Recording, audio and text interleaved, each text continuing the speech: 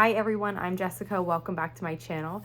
Today we're working on block 49 of the 2024 Scrappy Sampler. Let's get started.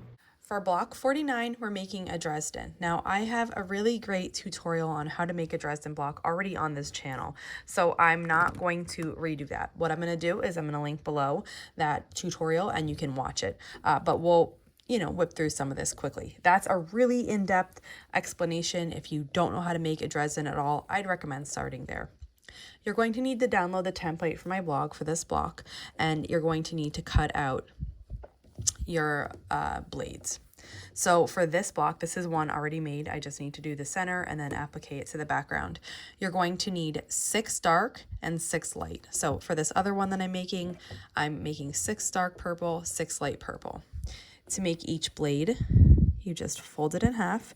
I try to be accurate here and get it actually in half. And then sometimes I like to turn it this way and sew it. You're going to sew this with a 1/4 inch seam allowance. I always back stitch at the beginning and at the end. And then this, you can chain piece these through really quick. So let's see, let me get this matched up nice. Good. So I back stitch at the beginning and the end. Now these blades are little, so it seems like you're back stitching across the whole thing. But you can just chain piece these through all 12.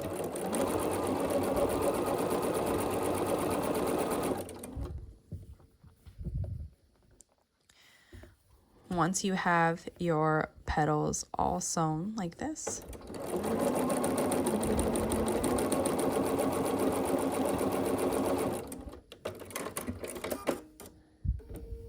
you're just going to cut the threads between them. And then you have something that looks like this. Now, when I do it, I like the folded side. I come in here and I cut half of the seam allowance away. So right here at this point, I have about 1/8 of an inch left. I cut off half of it. And then I just kind of go up at a diagonal. So my full 1/4 inch seam is here, about 1/8 of an inch is here. Then I take the piece and I split this seam and I hold it with my finger. I have my thumb in the inside on the seam, my finger holding the outside, and I just flip it out. Now, you could use a point turner. I really like using a crochet hook. This is also the back of the brush that I use to clean my machine. That works too. Anything that's not too sharp, like a scissor would be too sharp. You'd poke through a hole. But something that comes to a skinny point, so you could poke this out, but that's not sharp that it will go through your fabric. And then this is what it looks like from the back. Now, this line, you kind of want to have it centered. That's going to be the center of your block. I usually eyeball it. It's fine. Usually you can tell, like if I visually turn this here, you can tell that that's not laying right. That's not in the center. You can tell when it is. That looks pretty flat and just right. You'd press this with an iron. Right now I'm just finger pressing it. And then you can go a couple ways here. You can make 3 quadrants of your block.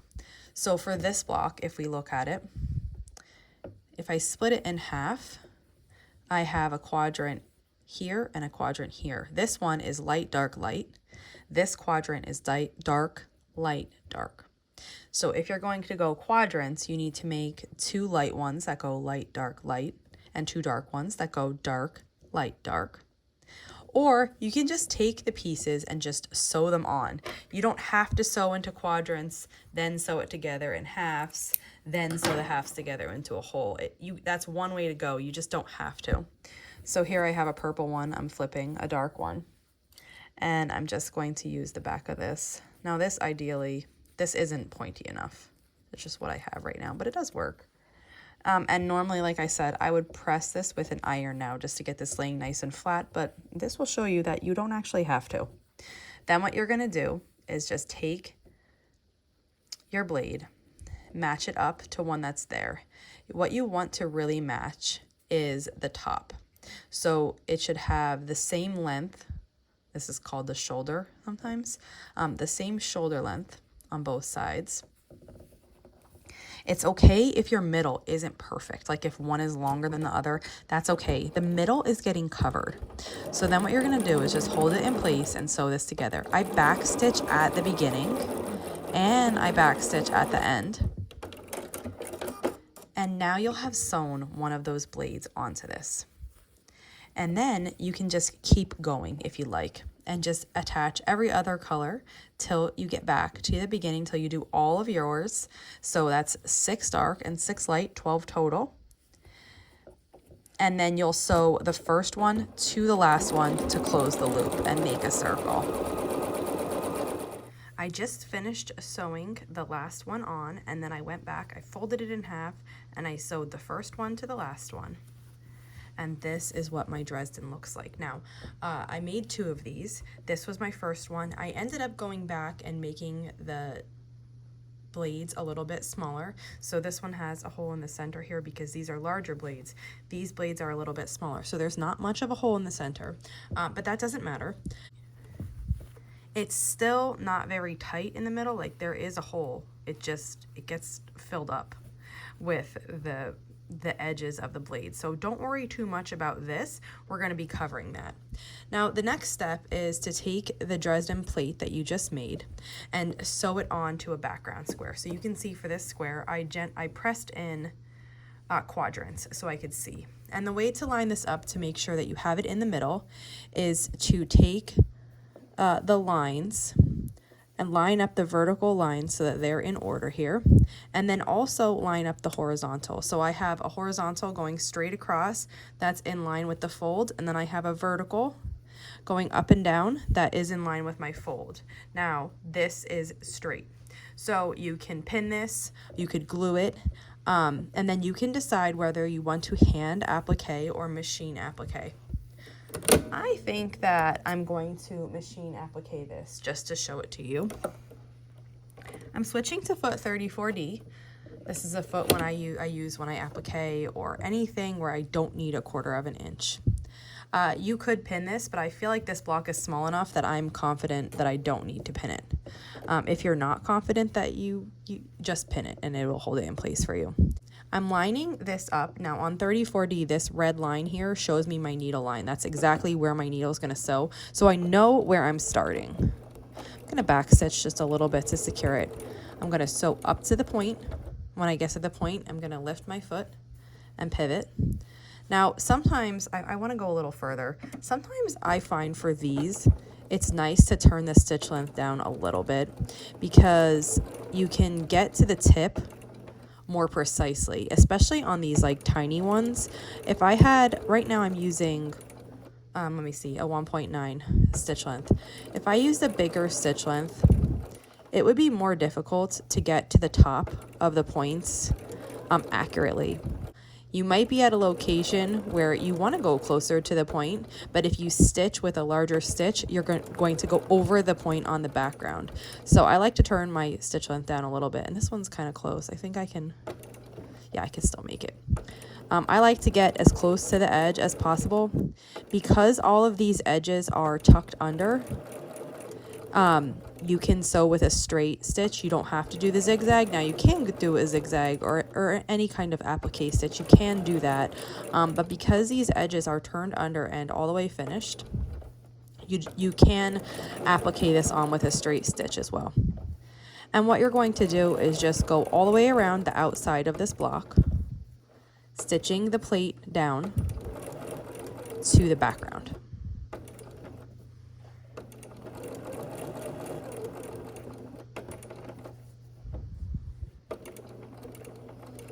I've come around to where I started. I'm going to go past my start point just a little bit, then I'll back stitch to secure it, and then I'll cut the thread.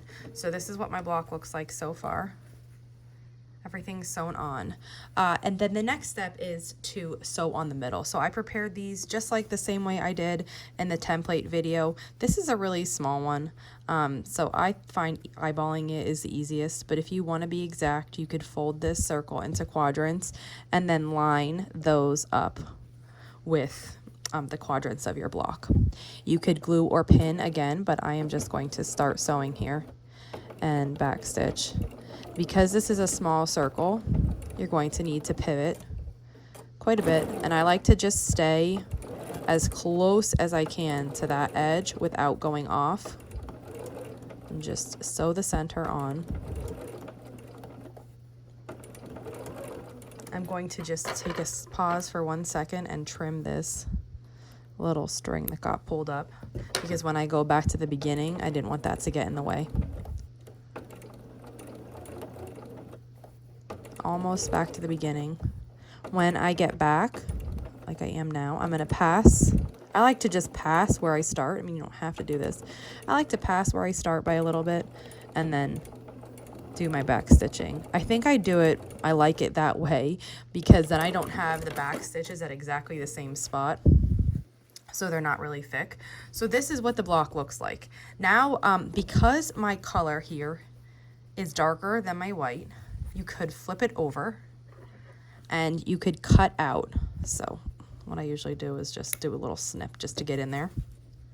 First, I'm gonna snip away the white.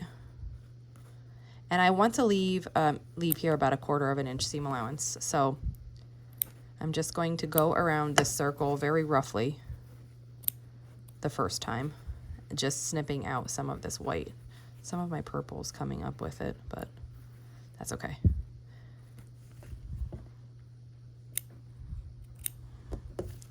So I got 1 circle out, and now I'm just going to refine it a little bit, trim back, leaving about 1/4 of an inch of this white.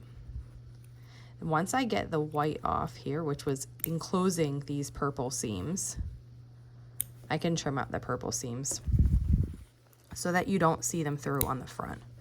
These scissors probably aren't the best for this job. Just be careful you're not going all the way through to the front, because you want that little circle that's in the middle of your Dresden to stay intact.